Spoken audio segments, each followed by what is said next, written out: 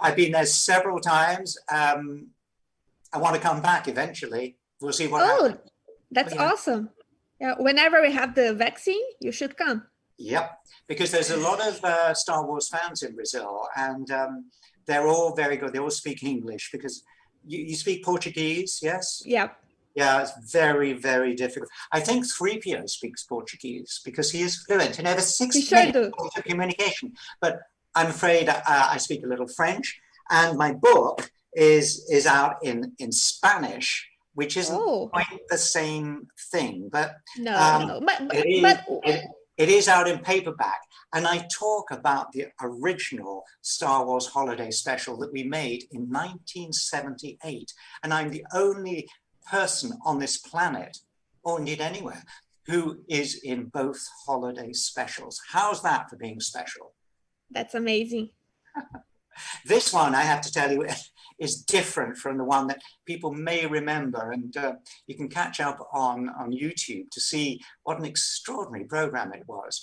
But that was real people, real workers, and now we're doing it with Lego. And I guess it's a good thing that you don't have to wear the suit now. Am I right? Oh, absolutely, Anna. You are absolutely right. And because of today, I have brought out my favorite piece of Star Wars merchandise, which is a big Lego statue, which I think is such fun. But I don't have to get inside. And when we were recording the Star Wars Lego special, of course, I'm in a studio as myself wearing jeans and a sweater. I love it because the voice of 3PO transports people back into those movies straight away. Even the engineer was very excited, finally, to meet the old man who's been 3PO for 47 years, I think. And do you plan to keep working as 3PO? Oh, or are you ready to say goodbye to him? No.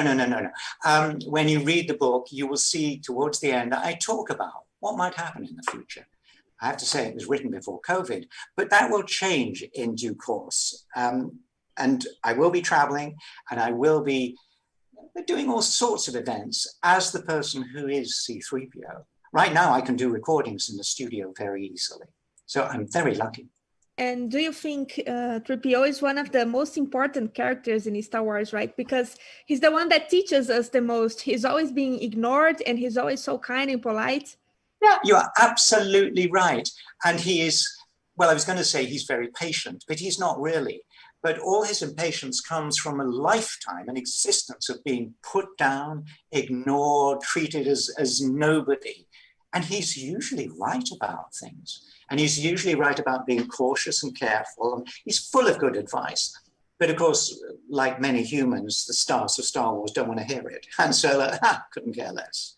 But I like 3PO's character very much, and I'm really happy that people around the planet and in Brazil, where as I say, I've been to various fan events and concerts and so on, they adore him too. And do you think fans will be able to emotionally connect to these characters in Lego form? I think the history goes back so far that any iteration, any way 3PO is represented, whether it's Lego or different cartoons or in photography, they will remember those early days of watching 3PO in all those films. And yes, they will relate. 3PO, of course, is, I think, just as confused in this story as everywhere else. Okay, that's great. Thank you so much, Anthony. Nice to talk to you. Hope we meet nice one to talk day. to you too. Okay, Bye. I hope to. Bye-bye.